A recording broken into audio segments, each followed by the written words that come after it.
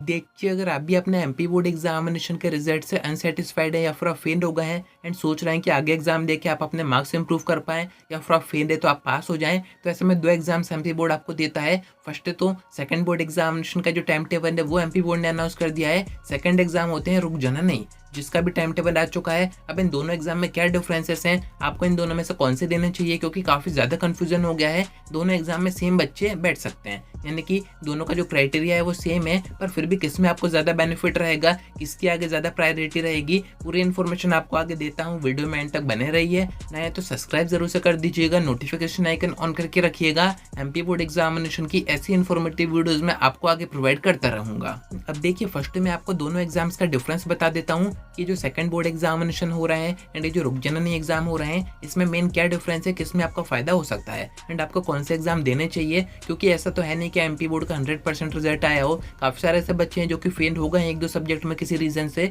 तो उनको यहाँ पर कंफ्यूजन है कि हम कौन से एग्जाम देके अपनी मार्कशीट इंप्रूव करें एंड आगे पास हो जाए। तो देखिए, फर्स्ट में आपको सेकंड बोर्ड एग्जामिनेशन का बताता हूँ, जिसकी इन्फॉर्मेशन मैंने आपको प्रीवियस वीडियो में दी थी। सारी चीज़ें मैंने आपको बता दी थी कि कितनी क्या फीस रहेगी, कैसे क्या आपको एग्जाम देने रहेंगे, आपके मार्क्स वगैरह, मार्कशीट वगैरह कैसी आएगी, कौन सी आएगी, क्या डिफरेंसेस रहेंगे, आप उस वीडियो को चेक कर सकते हैं। बाकी मेन मैं आपको बताऊं तो जिन बच्चों ने फर्स्ट बोर्ड एग्जामिनेशन अटेम्प्ट किए हैं सिर्फ वही बच्चे सेकंड बोर्ड एग्जामिनेशन दे पाएंगे। वहीं अगर आप रुक जननी एग्जाम की बात करें तो ये जो एग्जाम है ये एमपी ओपन बोर्ड कंडक्ट करवाता है, यानी कि एमपी बोर्ड का इसमें कोई भी हाथ नहीं है। एमपी ओपन बोर्ड, एमपीएसओएस एक डिफरेंट ही बोर्ड है जो कि एमपी का एजुकेशन बोर्ड है, उसकी तरफ से आपके जो रुक जननी एग्जाम है वो कंडक्ट होते हैं, जो कि 2 पार्ट में होते हैं। फर्स्ट अभी जून में हो रहा है, सेकंड दिसंबर में होंगे। अब ये कौन बच्चे देंगे, क्योंकि सेकंड बोर्ड एग्जामिनेशन में भी आप सभी सब्जेक्ट का एग्जाम दे सकते हैं एंड रुक जननी में आप सिर्फ उन सब्जेक्ट का एग्जाम दे सकते हैं जिसमें क्या फेल हो गए हैं। अब सेकंड में भी आप उन सब्जेक्ट के दे सकते हैं जिसमें क्या फेल हो गए हैं। तो यहाँ पर मेन डिफरेंस क्या आया, तो एमपी बोर्ड ने यहाँ पर थोड़ा सोच समझ के काम नहीं किया है, दोनों के ऑप्शन आपको दे दिए हैं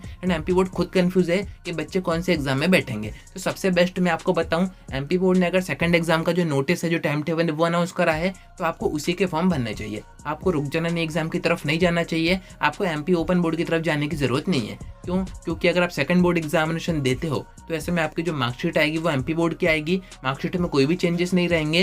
वहीं अगर आप एमपी ओपन बोर्ड के रुक जननी एग्जाम देते हैं तो वहाँ पर आपकी मार्कशीट चेंज हो जाएगी, वहाँ पर आपका ओपन बोर्ड आ जाएगा। एंड अगर प्रायोरिटी की बात करें तो एमपी बोर्ड की ऑब्वियस सी बात है ज़्यादा प्रायोरिटी रहेगी, उसमें बस मेंशन रहेगा कि सेकंड बोर्ड एग्जाम आपने दिए हैं। बाकी रुक जननी में साफ साफ रहेगा कि आपने रुक जननी योजना के एग्जाम दिए हैं एंड उसी की मार्कशीट आएगी, जो कि डिफरेंट ही आती है, उसका इंटरफेस ही चेंज होता है। तो ऐसे में आपको ज़्यादा कन्फ्यूज नहीं होना है, आपको सेकंड बोर्ड एग्जामिनेशन ही देना है। पर मेन बात यह आती है कि फिर एमपी बोर्ड रुक जननी एग्जाम क्यों कंडक्ट करवा रहा है, तो इसका मेन रीजन मैं आपको बताता हूँ। जो बच्चे प्रीवियस सेशन के हैं, जो बच्चे फेल हो गए थे या फिर जो बच्चे ड्रॉप आउट हैं, जो बच्चे कॉम्पिटिटिव एग्जाम की तैयारी कर रहे होते हैं बीच में, साथ में ये चाह रहे होते हैं कि कॉम्पिटिटिव एग्जाम की तैयारी के साथ साथ हमारी 10th या फिर 12th भी हो जाए, तो ऐसे में वो बच्चे रुक जननी का एग्जाम फॉर्म भर सकते हैं, जो कि प्रीवियस सेशन के बच्चे रहेंगे। अगर आप अभी फर्स्ट टाइम बोर्ड एग्जामिनेशन में फेल हो गए हैं, सप्लीमेंट्री आपकी आई है, तो ऐसे में आपको रुक जननी देने की जरूरत नहीं है। क्योंकि सेकंड बोर्ड एग्जामिनेशन में एमपी बोर्ड ने एक चीज़ अच्छी कर दी है कि आप सभी सब्जेक्ट का एग्जाम दे सकते हैं। जिसमें आप फेल हो गए हैं, जिसमें सप्लीमेंट्री रही है, उसके तो दे ही सकते हैं।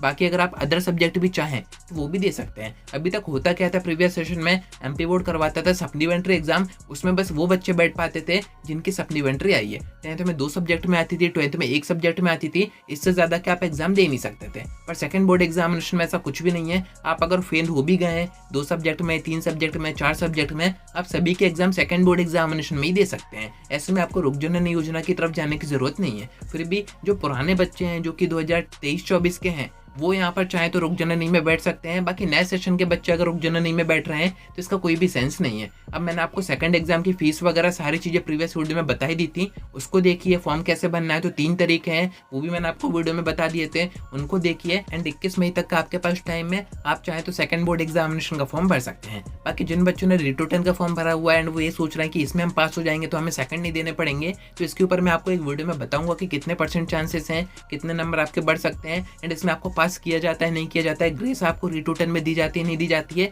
इसके ऊपर अपन आगे की वीडियोस में बात करेंगे। तो अगर आप कंफ्यूज थे रुक जननी दें या फिर सेकंड बोर्ड दें, तो आपको सेकंड बोर्ड एग्जामिनेशन ही देना है, रुक जननी की तरफ आपको नहीं जाना है। अगर आप सेकंड बोर्ड में भी पास नहीं हो पाते हैं तो फिर रुक जननी पार्ट 2 जो कि दिसंबर में होंगे वो आपको देने का मौका दिया जाएगा। तो अब ज़्यादा कंफ्यूज होने की जरूरत नहीं है। आज की वीडियो में इतना ही। कोई डाउट आता है कमेंट करके पूछ सकते हैं या फिर आप डायरेक्ट मुझसे इंस्टाग्राम पर DM करके बात भी कर सकते हैं।